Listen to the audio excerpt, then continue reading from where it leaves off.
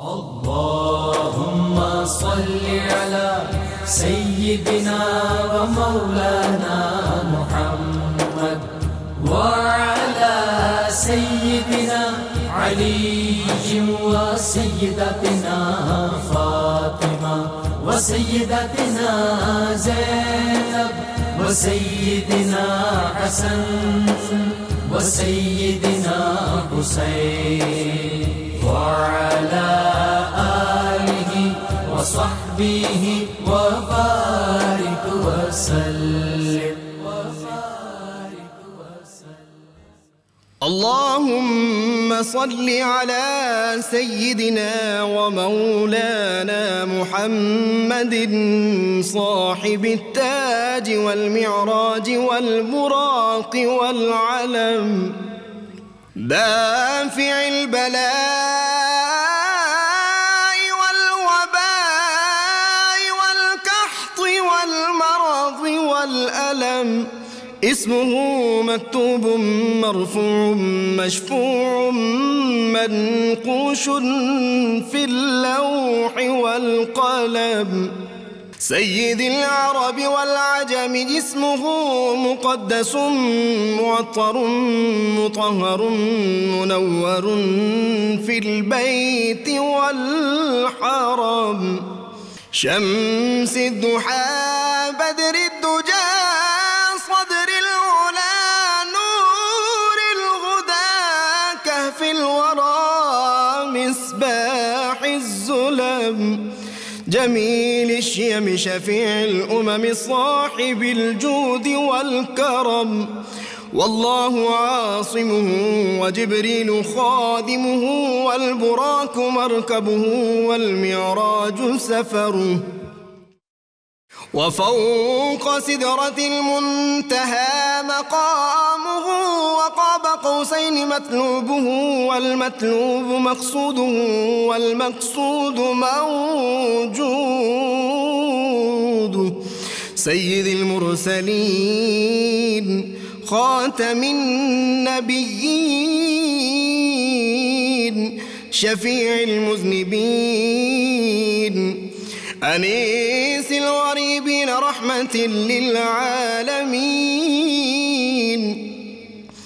راحة العاشقين مراد المشتاقين شمس العارفين سراج السالكين مصباح المقربين محب الفقراء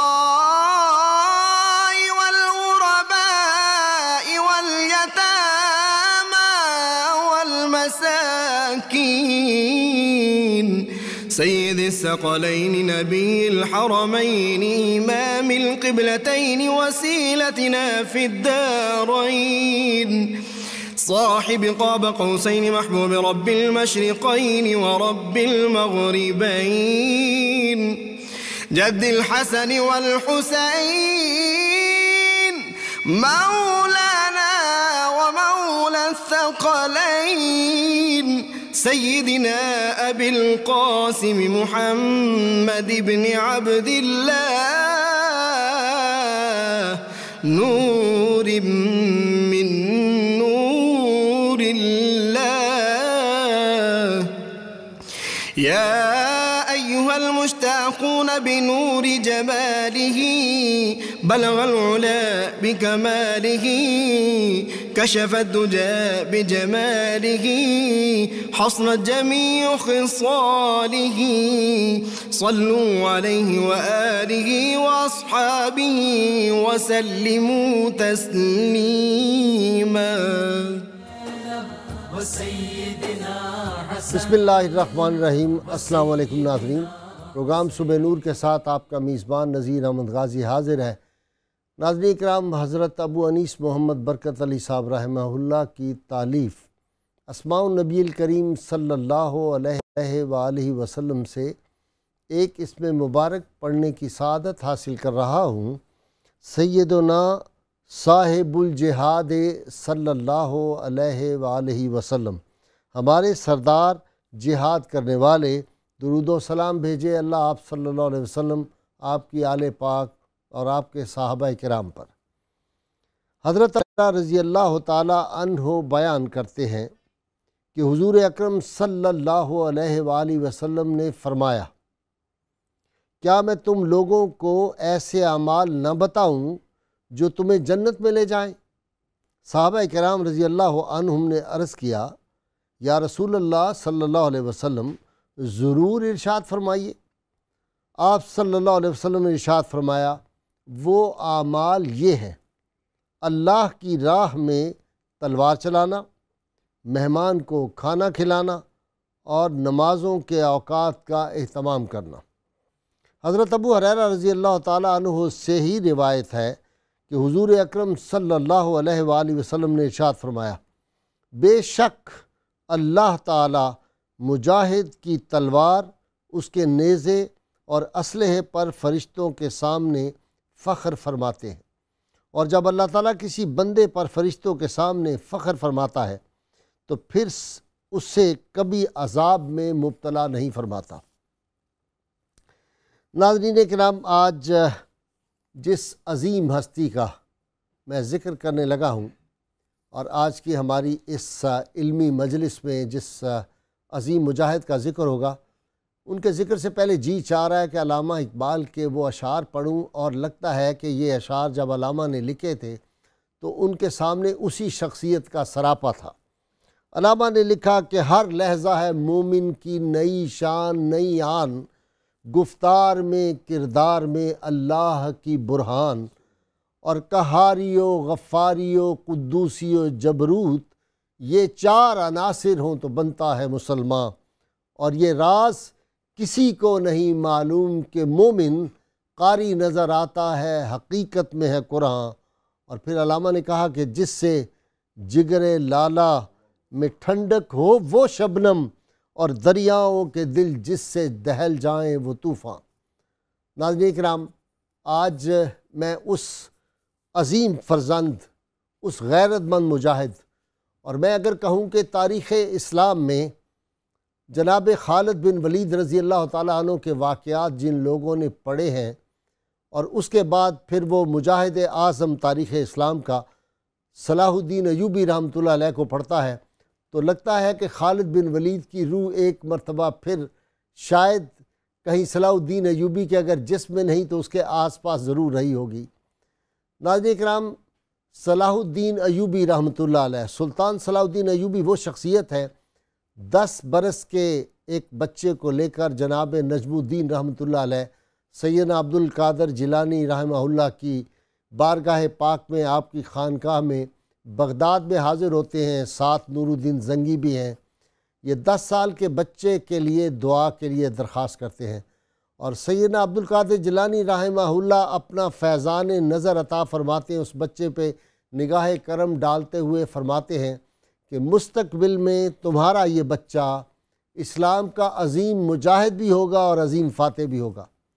ناظرین کرام، پھر تاریخ نے دیکھا ایسا غیرت مند فرزند، جب رینالڈ نے بہت ہرزہ سرائی کی تھی، میرے اندر ایک غصے کا، میں آپ سے عرض کروں، غیرت کا طوفان ہے۔ میں کچھ مجبوریاں ہوتی ہیں کہ جب ہم میڈیا پہ بات کر رہے ہوتے ہیں تو کچھ زبان کے احتیاط اور تقاضے کرنے پڑتے ہیں، ورنہ پتہ نہیں میں آج کیا کیا کہہ جاتا۔ رینالڈ جو تھا، اس نے حضور سید عالمین صلی اللہ علیہ وسلم کی شان پاک کے خلاف جو ہرزہ سرائی کی تھی، وہ الفاظ یہاں پہ دہرائے نہیں جا سکتے۔ میں اشارتاً عرض کروں گا کہ اس نے کہا تھا کہ جب میں مدینہ منورہ میں جاؤں گا تو گنبد خضرا کے مکین کو باہر نکالوں گا، آگے کے الفاظ میں بیان نہیں کر سکتا۔ سلطان صلاح الدین ایوبی کے کان میں جب یہ الفاظ پڑھے، انہوں نے اپنے لوگوں سے کنفرم کیا کہ اس نے یہ بات کہی ہے۔ لوگوں نے کہا اس نے کہی ہے۔ سلطان نے قسم کھائی کہ مجھے اللہ رب العزت کی قسم ہے جس کا ایک قبضہ ایک قدرت میں میری جان ہے، میں اپنے محبوب خدا صلی اللہ علیہ وسلم کی شان میں گستاخی کرنے والے کو خود اپنے ہاتھ سے جہنم رسید کروں گا۔ اور ناظرین کرام، پھر اللہ نے اس کی یہ دعا قبول کی، اور رینالڈ جب گرفتار ہو کر آیا، سلطان کے سامنے پیش کیا گیا۔ سلطان نے پوچھا، تم نے میرے آقا صلی اللہ علیہ وسلم کے بارے میں یہ الفاظ کہے تھے؟ رینالڈ نے کہا، ہاں میں نے کہے تھے۔ کہا، بس میرا اصول یہ ہے کہ میں کبھی جو قیدی ہو کر آئے ان کو قتل اپنے ہاتھ سے نہیں کرتا، لیکن محبوب خدا صلی اللہ علیہ وسلم کے گستاخ کو میں چھوڑ نہیں سکتا، میرے ایمان کا تقاضا یہ ہے۔ پھر سلطان نے اپنے ہاتھ سے اس رینالڈ کو جہنم رسید کیا تھا۔ ناظرین کرام، اس کی غیرت اور حمیت دینی کا یہ عالم تھا کہ جب رچرڈ شیڈ دل نے ایک دفعہ پیغام بھیجا کہ سلطان صلاح الدین ہم بیٹھ کے آپس میں کوئی مذاکرات، آپس میں بات چیت کر لیتے ہیں، تو سلطان نے جو الفاظ کہے اس کو مشہور مورخ جو ویسٹ کا لین پول ہے اس نے لکھا، Kings cannot fight if they have met۔ بادشاہ پھر لڑ نہیں سکتے، جو سپہ سالار ہوتے ہیں پھر وہ لڑ نہیں سکتے جب وہ جا کے دشمن کے سامنے میٹھی باتیں کریں اور اس کے سامنے جھک جائیں۔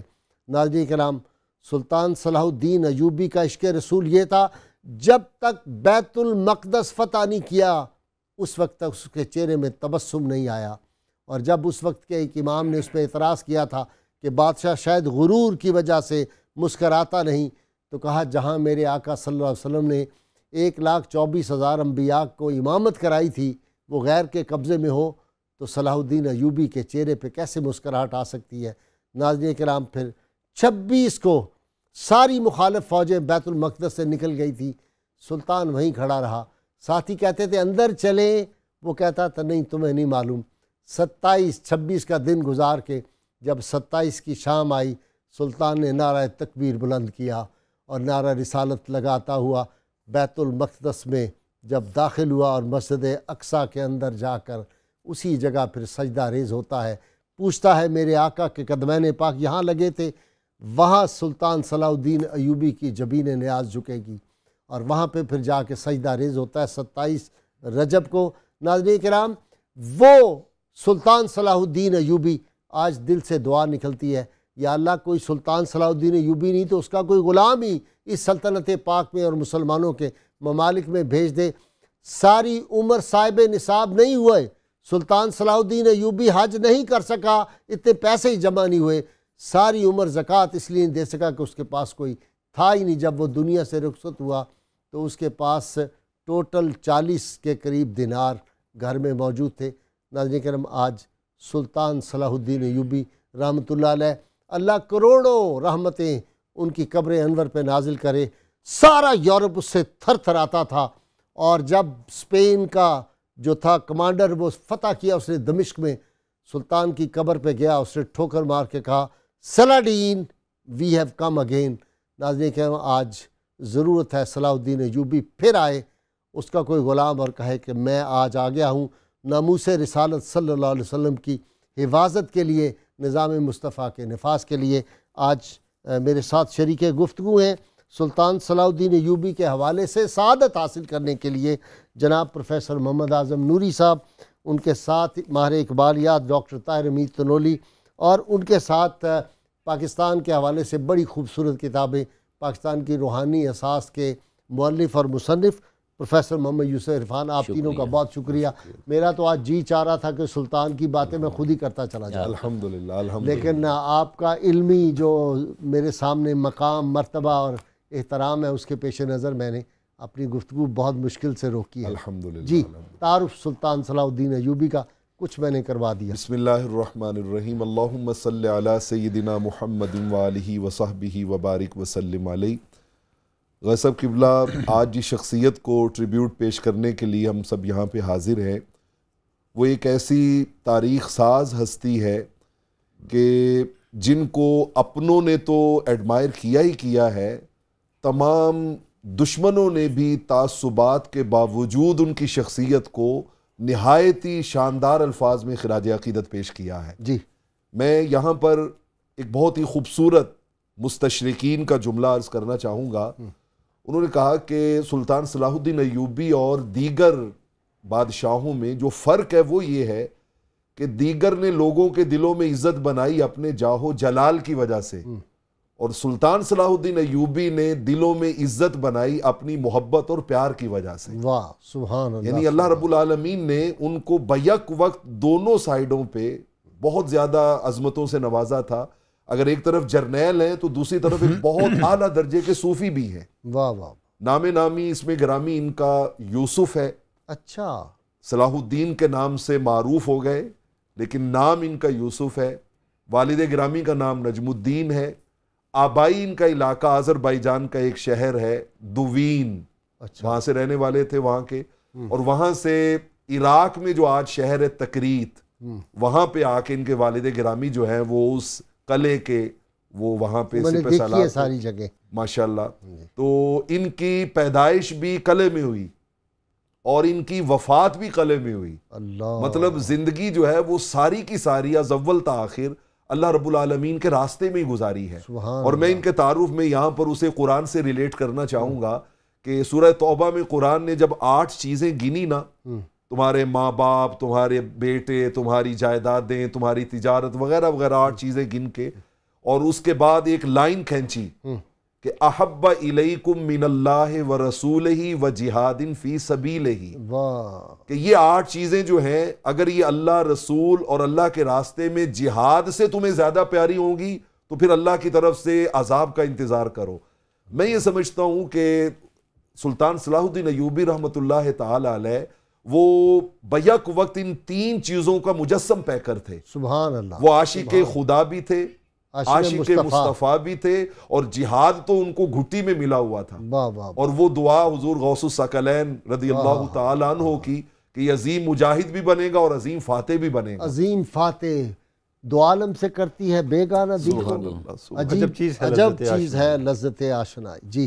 جی ہاں بالکل جی، صلاح الدین ایوبی کی جو شخصیت ہے جب ہم ان کا مطالعہ کرتے ہیں دیکھتے ہیں تو ہمیں آپ کی شخصیت جو دینی حمیت ہے، ملی غیرت ہے، اور اسلام کی شان و شوکت اور اسلام کی تمکنت ہے، اس کا پیکر نظر آتی ہے۔ سبحان اللہ۔ اچھا، اگر آپ سلطان صلاح الدین ایوبی کے ابتدائی زمانے کو دیکھیں، ان کے تعلیمی کیریئر کو دیکھیں، تو اس دور کے جتنے علوم تھے آپ کو ان میں بڑی دسترس تھی اور بڑی دلچسپی کے ساتھ وہ علوم پڑھ رہے تھے، علمی طور پہ علمی طور پر۔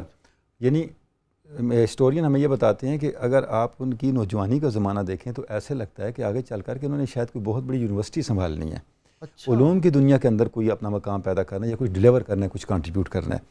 یعنی قرآن، حدیث، جو ہمارے اصولی علوم ہیں، منطق، فلسفہ، اور اس دور کے جدید علوم، حتیٰ کہ گھوڑوں کی نسلوں تک کے بارے میں جو علم تھا اس پر ان کو دسترس حاصل تھی۔ اب یہ کیسے تبدیلی آ گئی کہ ایک علم والا آدمی، ایک کاغذ قلم والا آدمی اٹھا اور وہ تیر و تفنگ کے میدان کو اس نے اڈاپٹ کر لیا۔ اس کا سبب ایک بنیادی واقعہ ہوا، وہ واقعہ تھا پہلی صلیبی جنگ کے بعد بیت المقدس پر عیسائیوں کا قبضہ۔ یہ وہ فیکٹر تھا جس نے سلطان صلاح الدین ایوبی کی پوری جو زندگی کی ترجیحات تھی ان کو بدل دیا اور ان کو بالکل ایک نئے راستے پہ ڈال دیا۔ اچھا، اب آگے چل کر کے جیسے ہم دیکھتے ہیں 1099 میں فتح کیا صلیبیوں نے بیت المقدس کو، بالکل 50,000 مسلمان شہید کیے، ایسا ہی ہے، اور کہتے ہیں کہ ڈوزی نے لکھا ہے کہ گھوڑوں کی جو ٹانگیں تھی یہ نظر نہیں آ رہی تھی لاشوں کے درمیان، اتنا قتل عام ہوا۔ بالکل ایسا ہی ہے۔ اچھا، اب 88 سال بعد جا کر پھر سلطان صلاح الدین ایوبی نے اس کو مسلمانوں کے حوالے، اور آپ دیکھیں کہ سلطان صلاح الدین ایوبی کی جو فتح تھی وہ اس دور تک موجود رہی تاکہ 1948 میں اسرائیل کی ریاست وجود میں آئی، اور 1967 میں جو تھا، اور میں آپ کو عرض کروں کہ یہ بھی کیسے ہوا، پورا یورپ اکٹھا ہوا۔ اب بالفور ڈکلیریشن پڑھ کے دیکھ لیں، اس کے پیچھے کون سی دنیا کی بڑی طاقت ہے ویسٹ کی جو موجود نہیں ہے، اور 1967 میں جو عرب اسرائیل جنگ ہوئی وہاں جا کر کے ان کو پھر بیت المقدس پر دوبارہ انہوں نے قبضہ کر لیا۔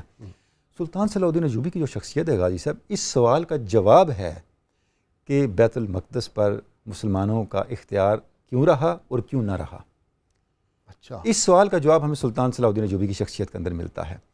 بہرحال اس پہ ہم آگے چل کے بات کریں ڈاکٹر صاحب، اس پہ آپ نے اگلی دفعہ جب میں آپ کے پاس آتا ہوں نا، یہ آپ نے خود ہی اتنا اہم سوال اٹھا دیا ہے اور اس کا جواب بھی ڈاکٹر تنولی سے ہی مل سکتا ہے۔ جی یوسف صاحب، اس دور میں یعنی جو میں نے 1099 والے واقعے کی طرف اشارہ کیا، سلطان نے کوئی کچھ تو خون نہیں کیا۔ سلطان اللہ کے چاہنے والے کچھ تو خون نہیں کرتے، وہ مقاتلہ فقط جنگ میں کرتے ہیں، اس سے باہر امن قائم رکھتے ہیں۔ حتیٰ کہ جب رینالڈ کو لایا گیا تو جو بادشاہ عیسائی تھا اس کی تکریم کی گئی، اس کو پانی دیا گیا، اس نے پانی کا کچھ حصہ رینالڈ کو دے دیا، تو سلطان صلاح الدین ایوبی نے کہا کہ یہ میری اجازت سے نہیں ہے، میری طرف سے پانی نہیں ہے، کہ اسے صلح سمجھا جائے کہ گستاخ رسول صلی اللہ علیہ وسلم اس کی کوئی معافی نہیں ہے۔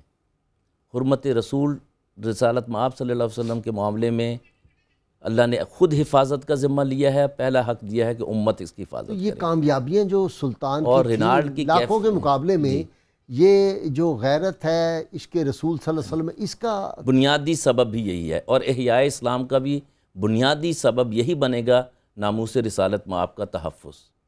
اور قرآن میں واضح لکھا ہے کہ ہم نے پہلے نبی بھیجے، ہم نے کتابیں بھیجیں، تم لوگوں نے انہیں اذیتیں دیں، کتابوں کو تحریف دیا۔ اب یہ میں جو نبی بھیج رہا ہوں اس کی حفاظت بھی میرے ذمے ہے، اس کی کتاب کی حفاظت بھی میرے ذمے ہے۔ اور نبی محترم صلی اللہ علیہ وسلم کی حفاظت یہ ہے کہ ان کے خلاف کبھی کوئی بات نہ سنی جائے، اور وہ ہوتا بھی جھوٹ کا ڈھکوسلا ہے۔ ورنہ آج بھی امریکن سپریم کورٹ کے اوپر لکھا ہے کہ the best justice maintainer, the best justice وہ حضور صلی اللہ علیہ وسلم نے کائنات کو دیا ہے۔ بہترین انصاف کی مثال حضور صلی اللہ علیہ وسلم کی ذات ہے۔ یہ صلیبی جنگیں جو ہیں یہ بنیادی طور پر اگر ان کو دیکھیں یہ کافی عرصے پہ پھیلی ہوئی ہیں، اور اس کا بنیادی نقطہ یہ ہے کہ ستیزہ کار رہا ہے ازل سے تا امروز چراغ مصطفی سے شرار بو لہبی، کہ وہ اقوام خواہ وہ یہودی ہوں، خواہ وہ شرپسند عیسائی تھے یا کچھ اور تھے، پوری عیسائی امت نہیں ہے، یہ چند افراد ہیں جو یعنی حضور صلی اللہ علیہ وسلم کی ذات سے قد رکھتے ہیں۔ جب یہ باہر نکلے تو انہوں نے باہر جا کے اپنے جتھے جمع کیے، پھر جب رومی اور یہ ایرانی سلطنتیں فتح ہوئیں تو انہوں نے پھر انتقام کے راستے ڈھونڈے، اور نوجوانوں کو نائٹ ہوڈ اور فلانے اور فدائی بنایا، نائٹ ہوڈ کے عہدے دیے۔ پھر اس کے بعد قسطنطنیہ ایک بنیادی اہم کردار ادا کیا۔ تو اس صورت میں جب یہ صورتحال تھی اور امت مسلمہ کو یہ صلاح الدین ایوبی امت کے تصور سے آگے چلے ہیں، یہ کسی جماعت کے تصور سے نہیں چلے۔ کافروں نے خود تو اتحادی قوتیں بنائیں، جیسے آج بھی انویڈنگ الائیڈ فورسز ہیں یہاں پر، ایک قوم نہیں ہے، ایک ریاست نہیں ہے، کوئی شک نہیں۔ the same situation was there۔ اچھا یوسف، جب میں دوبارہ آپ کے پاس آؤں گا تو ایک سوال میں چھوڑنے لگا ہوں، اور یہ بڑا مشکل سوال بھی ہے۔ صلاح الدین ایوبی نے بیت المقدس فتح کر لیا، اسقف اعظم نے سب لوگوں کو خط لکھا، پہلا بڑا پوپ مر گیا تھا اس صدمے سے، بالکل صحیح، دوسرا جو جس نے ٹیک اوور کیا اس نے سب کو خط لکھے کہ اکٹھے ہو جاؤ اس امت کے مقابلے میں۔ جی بالکل۔ سلطان صلاح الدین ایوبی رحمۃ اللہ علیہ نے بھی خط لکھا، کوئی مسلمان ساتھ نہیں آیا۔ یہ معاملہ اس امت کا بہت ٹریجک ہے، اس کا آپ نے جواب دینا ہے جب میں دوبارہ آؤں گا۔ جناب، عشق رسول صلی اللہ علیہ وسلم کی دولت سے اس کا سینہ معمور تھا، اور نور الدین زنگی نے اس کی تربیت کی تھی، یہ وجہ بھی ہو سکتی ہے۔ الحمدللہ الحمدللہ ثم الحمدللہ، جس کا استاذ جو ہے وہ پوری ملت اسلامیہ میں سے وہ ہستی ہو کہ جس کو آقا علیہ الصلوۃ والسلام اپنے مزار اقدس کی حفاظت کے لیے منتخب کریں۔ اور میں آپ کو بتاؤں کہ استاذ اتنی دور رس ہے، بچپن میں نور الدین زنگی کے دربار میں ایک مقابلہ حسن قرات ہوتا ہے، اس میں آپ شروع میں بات کر رہے تھے ڈاکٹر صاحب ان کے علوم پہ، تو سلطان صلاح الدین ایوبی بہت بڑے حافظ بھی تھے اور قاری قرآن بھی تھے۔ اچھا، بچپن میں اس مقابلے میں حصہ لیتے ہیں اور پہلے نمبر پہ آتے ہیں۔ نور الدین زنگی علیہ الرحمہ ان کو بڑا اعزاز و اکرام اور انعام سے نوازتے ہیں، اور ان کے والد سے کہتے ہیں نجم الدین تمہارے بیٹے کی آواز میں جتنا سوز ہے نا، مجھے لگتا ہے اسلام کے لیے اس کے دل میں اتنا درد بھی ہوگا۔ اور پھر اپنے خاص غلام سے کہتے ہیں میری تلوار لے کے آؤ۔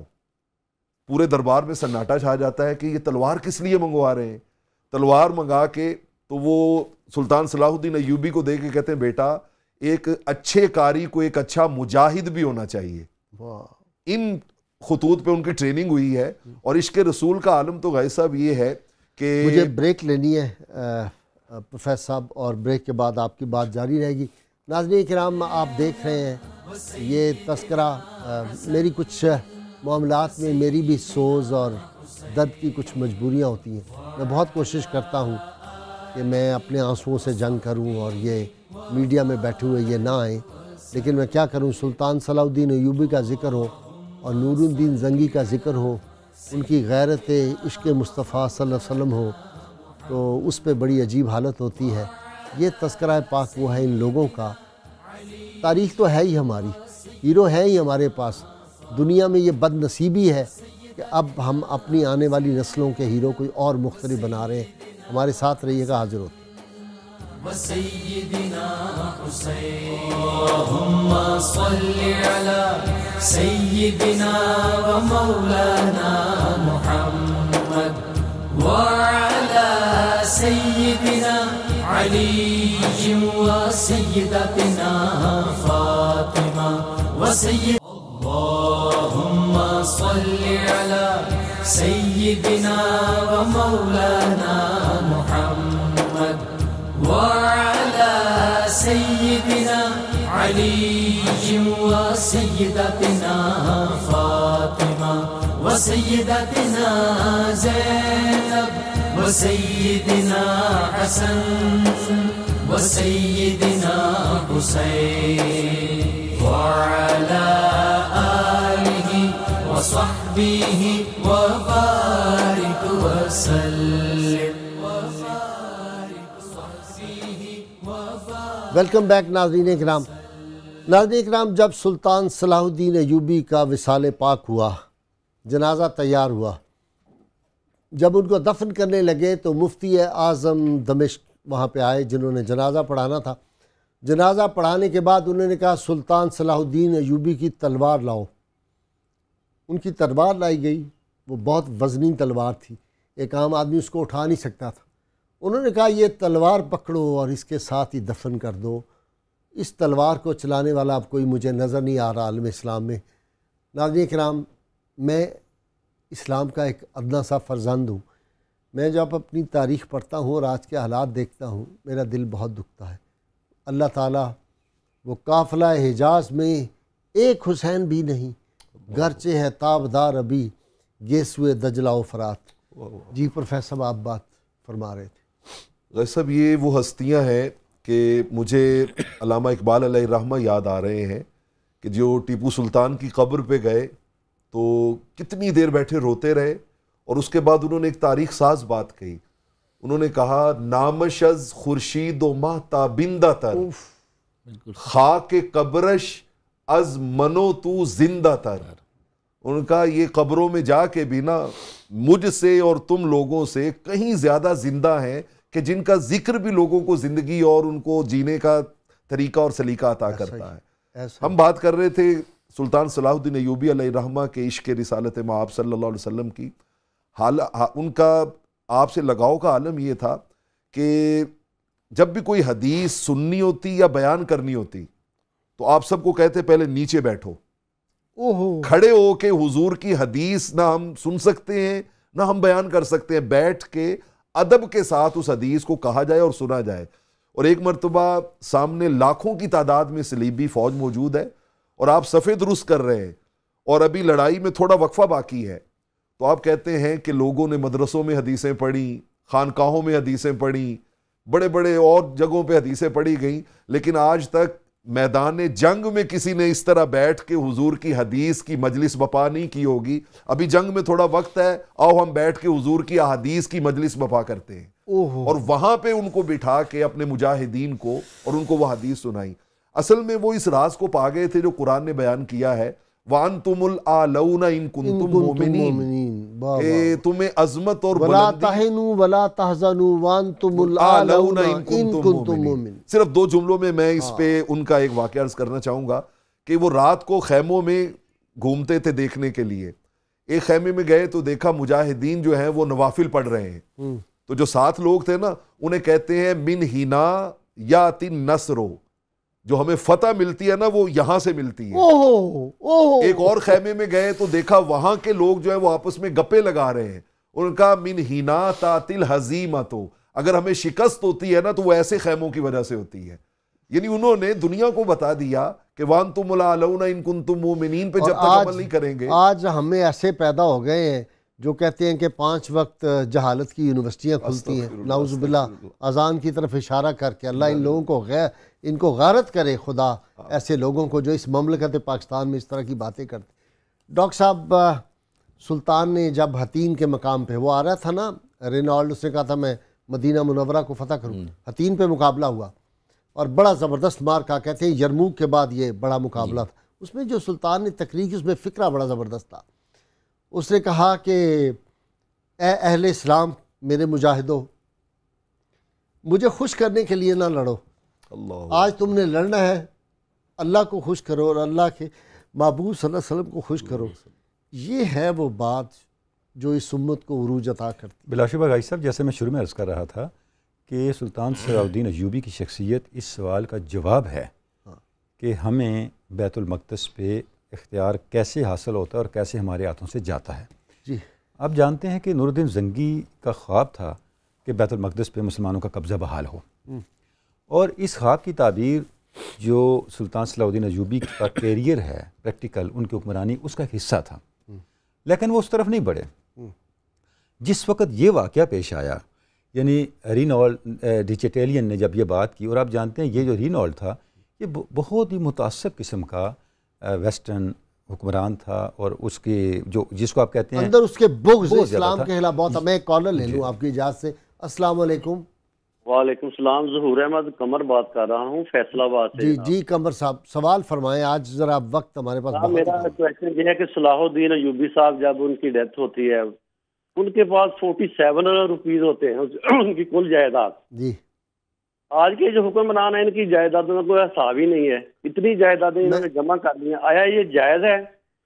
انشاءاللہ یہ سب واپس نکلیں گی. اس پہ یہ سبجیکٹ ہے ہمارے یوسف عرفان کا، یہ بتائے گا. میں یوسف عرفان کو پکڑ لوں گا، یہ کہتا ہوتا ہے کہ سب کچھ واپس اگلا جائے گا، سب واپس آئیں گے، پائی پائی انشاءاللہ واپس آئیں گے. جی اگلے کالر دے دیں. السلام علیکم. جی آپ اپنا ٹی وی بند کریں بھائی، آپ کی آواز نہیں آ رہی. کون صاحب ہے؟ السلام علیکم. وعلیکم السلام ورحمۃ اللہ. سر محمد محفوظ الحق نوری عرض کر رہا ہوں دیپال پور سے. پروفیسر محمد اعظم نوری صاحب سے سر ریکویسٹ یہ کرنی ہے کہ ہمارے اسلام کے اتنے بڑے عظیم ہیرو ہیں اور ہمارے ملک پاکستان کی نصاب میں ان کو اگنور کر دیا جاتا ہے، عرب دنیا میں ان کا نام تک کوئی جاننے والا نہیں ہے. میں یہی بات کر رہا تھا وقفے میں، انشاءاللہ اس کا جواب دیں گے. ابھی یہ بھی یوسف عرفان کا سبجیکٹ. جی میں یہ عرض کر رہا ہوں کہ دوسری صلیبی جنگ کے بعد رینالڈ یروشلم ہی میں قیام پذیر ہو گیا، اور جو یروشلم کی ملکہ تھی اس وقت کی جو حکمران تھی کوئن سیلی بیلا، اور اس کا جو خاوند تھا گوائے آف سیلائنن، ان کے ساتھ مل کے ایک کوشش شروع کر دی کہ ہم ایسی کوشش کریں کہ مات اللہ العظیم مدینہ طیبہ پہ ہمارا قبضہ ہو جائے. پہلا تو ان کی وہی پرائرٹی تھی جس کی طرف آپ نے اشارہ کر دیا. اگر وہ نہ بھی کر سکیں، ایسا مستقل انتظام کر دیں جو بھی مدینہ آئے ہماری اجازت سے آئے. اور ساتھ انہیں وہ کلمات، وہ سارا ظاہر ہے وہ ان کا خبث تھا، وہ بار بار آ رہا تھا. ظلم کی انہوں نے انتہا کر دی، 15 جہاز مسلمانوں کے جلا دیے، مسلمان زائرین کو شہید کیا، ان کی جانیں لیں. جب یہ ساری باتیں سلطان تک پہنچیں، اب سلطان نے ایکشن لیا. دیکھیں جس وقت تک آپ اپنی آئیڈیالوجی پہ قائم نہیں ہوتے اس وقت تک آپ کی کوئی طاقت نہیں ہوتی. جب سے یہ معاملہ ہوا، ہمارے ہاتھ سے یروشلم چلا گیا، اور جو کوشش ہوئی فلسطین میں، اگر آپ اس کو دیکھیں اس کے اندر کہیں بھی آپ کو یہ پہلو نظر نہیں آئے گا. ساری جدوجہد عرض فلسطین کے لیے ہوئی، اس آئیڈیالوجی کے لیے نہیں ہوئی. اچھا اس کے اندر میں ایک ریفرنس دینا چاہوں گا. ایک بہت بڑی کتاب لکھی گئی جس کو یہودیت کا سب سے بڑا علمی ایوارڈ بھی دیا گیا، فرام ٹائم امیموریل، جو جان پیٹر کی لکھی کتاب ہے. اس میں اس نے یہ لکھا کہ یہ فلسطینی کیوں دعویٰ کرتے ہیں اس علاقے پہ آنے کا، ہم تو ان سے پہلے کے وارث ہیں، ہم کو نکالا گیا تھا. غازی صاحب ہم نے سمجھنا ہے، اگر آپ نے یہ جدوجہد کرنی ہے صرف دنیاوی لحاظ سے تو وہ آپ سے سپیریئر ہیں. بالکل ان کی منطق سپیریئر ہے، ان کی طاقت سپیریئر ہے. تو آپ کی طاقت کہاں ہے؟ آپ نے جدوجہد کرنی ہے آئیڈیالوجی کی بنیاد پہ، نظریے کی بنیاد پہ. جو نظریہ ان سب چیزوں کو کھا جاتا ہے، ان پہ غالب ہے، اور وہ نظریہ جنم لیتا ہے نسبت رسالت مآب صلی اللہ علیہ وسلم سے. سلطان صلاح الدین نے یہ کیا کہ اس چیز کو ریوائیو کیا، اس چیز کو انڈرسٹینڈ کیا، اس سے طاقت لی. جب وہ اس نظریے کی بنیاد پہ آ کے انہوں نے جدوجہد کی، اس کی 2 برکتیں سامنے آئیں. پہلا یہ کہ 88 سال کے بعد وہ قبضہ ان کو بحال ملا. دوسرا وہ قبضہ آپ دیکھیں کتنا 900 سے زائد سال تک آپ کا بحال رہا. وہ آ کے 1948 میں جا کر کے آپ سے اس کی برکات دیکھیں. خیبر جو ہے آج قلعہ خیبر جو ہے، اور وہاں پہ وہ جو یہودی تھا کعب بن اشرف، وہ دوسرا جو یہودی تھا وہاں کا، جی ہاں مرہب کا خاندان تھا وہاں، سردار تو کوئی اور تھا. میں اب بھی دیکھ کے آیا ہوں اس کی حفاظت، اس کے گرد جنگلہ، دن کو بھی وہاں لائٹیں جل رہی ہیں، کیونکہ اسرائیل نے UN کے تھرو سعودی عرب پہ بڑا پریشر ڈالا ہوا ہے.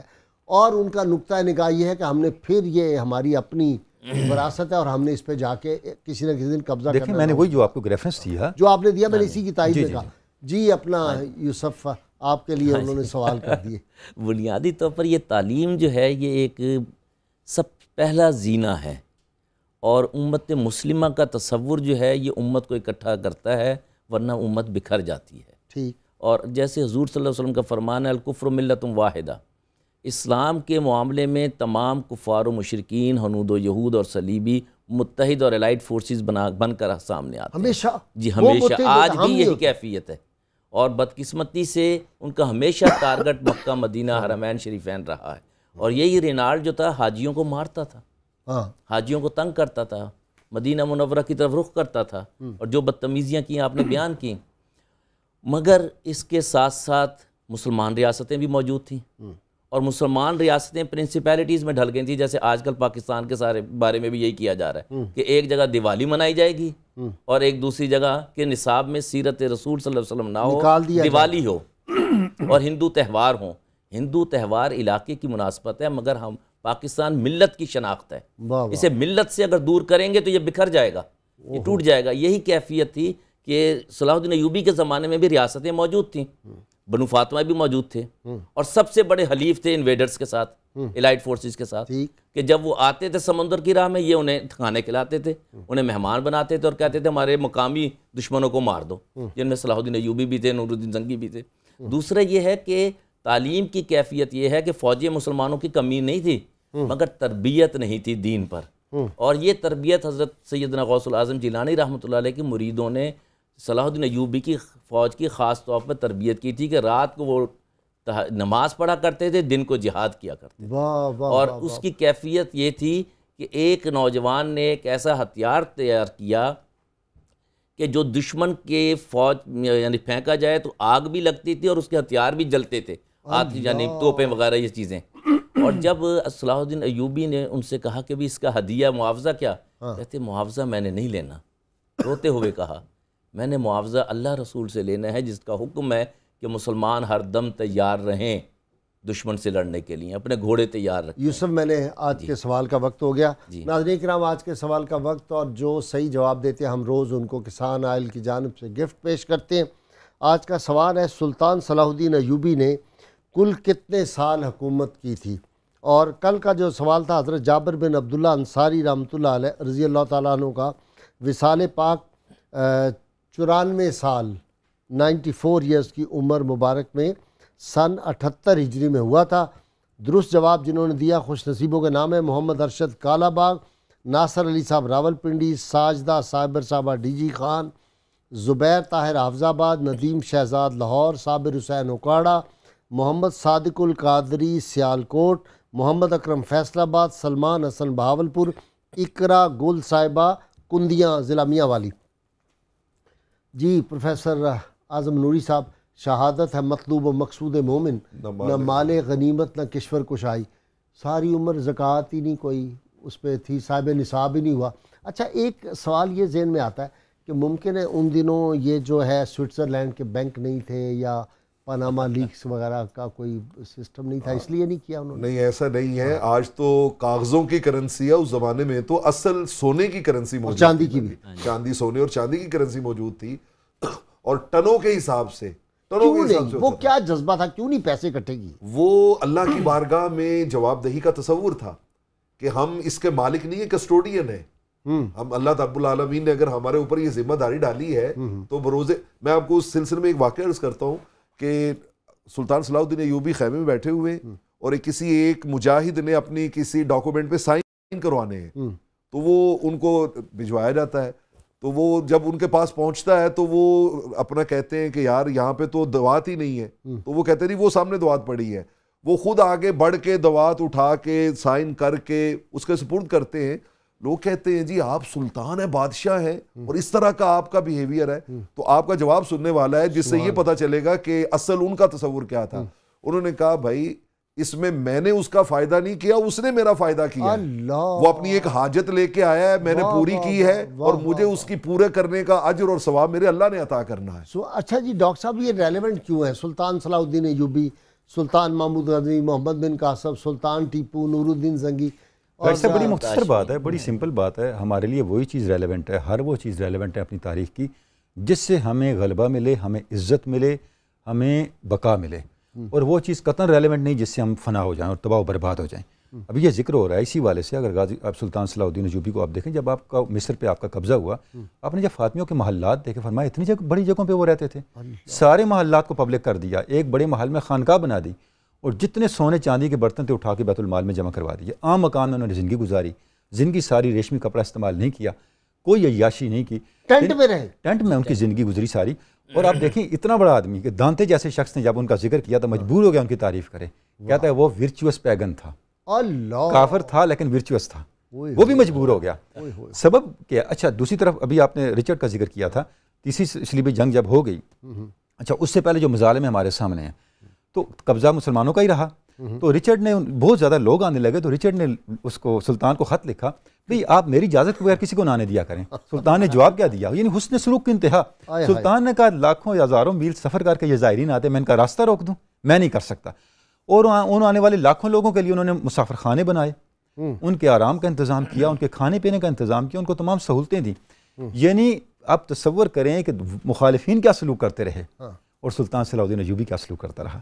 اچھا دعا دیکھیں، اس کا دعا پہ بڑا یقین تھا۔ فریڈرک چلتا ہے جرمنی سے 10 لاکھ لے کے لوگ، اور وہ جہاز، گائی صاحب بات یہ ہے آپ کو، سلطان دعا کرتا ہے اور وہ سارے وہیں پہ غرق ہو جاتے ہیں۔ گائی صاحب بات یہ آپ کو اس شخص کی میں بات دیکھ رہا ہوں اور ہاتھ اٹھا دینا، گائی صاحب آپ کو اس شخص کی بات پہ اعتماد ہوگا جس کے ساتھ آپ کا تعلق ہے۔ اگر میرا آپ کے ساتھ تعلق ہے تو آپ کی بات پہ مجھے اعتماد ہوگا۔ غازی کا دعا پہ اعتماد یہ بتاتا ہے اس کا خدا سے تعلق کیا تھا۔ اللہ کے ساتھ تعلق ہی ان لوگوں کی طاقت تھی، وہ نظریہ ان کی طاقت تھا جس پہ وہ جی رہے تھے اور جس کو دنیا اور آخرت کے اندر وہ ایک حقیقت کے طور پہ محسوس کر رہے تھے۔ یوسف وہی ریلیونسی کی بات چل رہی ہے، ریلیونٹ ہیں، اور یہ آئے گا جو پاکستان جنہوں نے لوٹا، جنہوں نے، ہمیں کوئی غرض نہیں کس طرح، یہ سب آہستہ آہستہ اپنے مقام پر پہنچیں گے، ان کا نام و نشان بھی نہیں ہوگا۔ اور یہ پاکستان دیکھیں، یہ ایگزیکٹلی اسی کیفیت میں ہے جس میں صلاح الدین ایوبی کا دور تھا، کہ یہاں پر وہ دور، یہ وہ مجاہدین ہیں جنہوں نے قرون اولا یعنی حضور صلی اللہ علیہ وسلم کے اصحاب کی یاد تازہ کی ہے، یہ ایمان کی روشنی میں چیزیں دیکھتے تھے۔ کیا پاکستان بننے کے بعد اور پاکستان جس وقت بنا، کیا عالمی طاقتیں یہاں سرنگوں نہیں ہوتی؟ آج کل ہماری دوست بنی ہوئی ہیں، یہ دوستی کب تک چلے گی؟ وہ تو ہمیں کھانے کو دوڑ رہی ہیں۔ کیا یہاں پر روس جیسی طاقت کو پسپا کرنا اور سینٹرل ایشین مسلمز کو آزاد دلانا، یہ ایسٹرن یورپ کو آزاد کرانا، کیا یہ پاکی یعنی کامیابی اور پاکستان کی یعنی احسان نہیں ہے امت عالمہ پر، پوری دنیا پر؟ یہاں پر یہی کچھ ہونا ہے۔ اس میں بھی لوگ گالیاں دیتے ہیں کہ یہ کیوں کیا ہے؟ یہ وہ ہے کیونکہ ہمارا نصاب جو ہے وہ انتشار کا شکار ہے۔ ہمارا نصاب رنگا رنگ ہے، امیروں کا نصاب اور ہے، غریبوں کا نصاب اور ہے، غریب تر کا اور ہے۔ نصاب تو ہمارا آسٹریلیا اور امریکہ سے بن کے آتا ہے۔ بدقسمتی یہ ہے، یہاں جو ادارے ہیں، بدقسمتی یہ ہے۔ آپ کو پتہ ہے نصاب کہاں سے بنتا ہے؟ مجھے پتہ ہے جی، بالکل آسٹریلیا۔ اور یہ بنیادی طور پر اگر آپ جائیں گے اس خطے میں یہودی حملہ آور ہے، جس کی یہ شکلیں ہیں مختلف، ہندو ہو گیا یا صلیبی ہو گئے۔ دوسرا یہ ہے کہ صلاح الدین ایوبی ایک ایسی شخصیت ہے جو آج بھی بہادری کا سمبل ہے پوری دنیا میں، اور اس کی بہادری وہ ہوتی ہے کہ قیدیوں کو پکڑ کے مارنا نہیں ہے جیسے یعنی عیسائی حکمران کرتے رہے۔ جنگ کے دوران رچرڈ کی تلوار گرتی ہے تو ہاتھ روک لیتے ہیں، اللہ بیمار ہو گیا طبیب بھیج دیا، ہاں طبیب بھیج دیا، اور اپنی تلوار دیتے ہیں کہ نہتے پہ حملہ کرنا ہمیں زیب نہیں دیتا، ہمیں حکم نہیں ہے۔ دوسرا یہ ہے کہ جب ہتین فتح ہوا ہے تو لین پول ہی لکھتا ہے کہ مال غنیمت بے بہا تھا، اس کو 3 حصوں میں بانٹا۔ ایک حصہ جو تھا وہ غلام قیدیوں کی رہائی کے لیے رکھ دیا، قیدی اس میں عیسائی تھے زیادہ، اللہ، اور اگر کم پڑا ہے تو بیت المال سے 10,000 بندوں کو رہا کرایا اور فری کر دیا رہا۔ 3 حصہ۔ دوسرا حصہ جو تھا وہ فوج کے لیے تھا، یہ فوج جو ہے یہ تیار رہے دشمن کے مقابلے کے لیے۔ اب تو فوج کو، اور تیسرا جو تھا، اب تو یہاں فوج کو گالی دی جا رہی ہے، اپنی فوج کو، یہ اسلام کی فوج ہے، پاکستان کی فوج اسلام کی فوج ہے، یہ ادارہ اسلام کے لیے بنا ہے۔ اس کے خلاف لکھوایا جا رہا ہے وہ اخبارات میں، اور اس کے خلاف ارزہ سرائیاں کی جا رہی ہیں، اور یہ فوج کو یہ سب چیزیں 1 منٹ میں ختم ہو سکتی ہیں اگر پاکستان کی سرحدوں میں آنے جانے والوں کو کنٹرول کیا جائے۔ وہ دوست کی شکل میں بھی آ رہے ہیں، اور زیادہ دوست کی شکل ہی میں بلیک واٹر آئی ہے۔ جیسے سلطان صلاح الدین ایوبی نے کہا کہ حاکم جو ہے مذاکرات نہیں، مذاکرات کرے گا تو جنگ نہیں ہوگی۔ یوسف، آپ نے پاکستان کی روحانی اساس میں کئی اشارے دیے، لوگ بھی ہمیں پوچھتے ہیں. یہ مجھے بتاؤ پاکستان کا مستقبل جو ہے نعوذ باللہ نعوذ بعض لوگوں کا خیال ہے بڑا مخدوش ہے, آپ صحیح بات بتاؤ. یہ چند سالوں کی بات ہے, زیادہ عرصہ نہیں, 5 سال نہیں, اس سے بھی پہلے مجھے امید ہے. یہاں پر پاکستان کا مستقبل دنیا کی بہترین ریاست کا ہے, امیر ترین ریاست کا ہے, محفوظ ترین ریاست کا ہے. کوئی دیانتدار حکمران بھی آئے گا؟ دیانتدار حکمران ہی نہیں, حکمرانوں کی سیریز آئیں گی. دیانتدار ہوں گے؟ ہاں جی, اتنے اپرائٹ ہوں گے, جہاں عوام بھی سیدھے ہوں گے, جہاں فوج بھی سیدھی ہوگی, جہاں حکمران بھی سیدھے ہوں گے. اور صلاح الدین ایوبی کی خوبی بھی یہ تھی کہ تینوں خوبیاں وہاں پائی جاتی تھیں. انہیں تیسرا حصہ جو تھا وہ اپنے مدرسے کو دیا تھا, مدرسہ نظامیہ کو, جہاں سے تعلیم حاصل کی تھی. سبحان اللہ. کہ اس کو وسیع کیا جائے, جیسے ڈاکٹر تنولی صاحب نے فرمایا سلطان کا. تو اب تو ہمارے ہاں ہم تو اولیاء سے دوڑتے ہیں, میں نے دیکھا حکمرانوں کو. اب آج کل کے نعوذ باللہ خانقاہ نظام بھی ہمارا برباد ہو گیا, وہ بھی انڈسٹریز بن گئی. اس وقت ہماری خانقاہیں, ہمارا یہ سارا, جس وقت کسی زمانے کے اولیاء بادشاہوں کی طرف جانے لگ جائیں, حکمرانوں کی طرف, حکمرانوں کو کیا ضرورت پڑی اولیاء کے پاس ہے.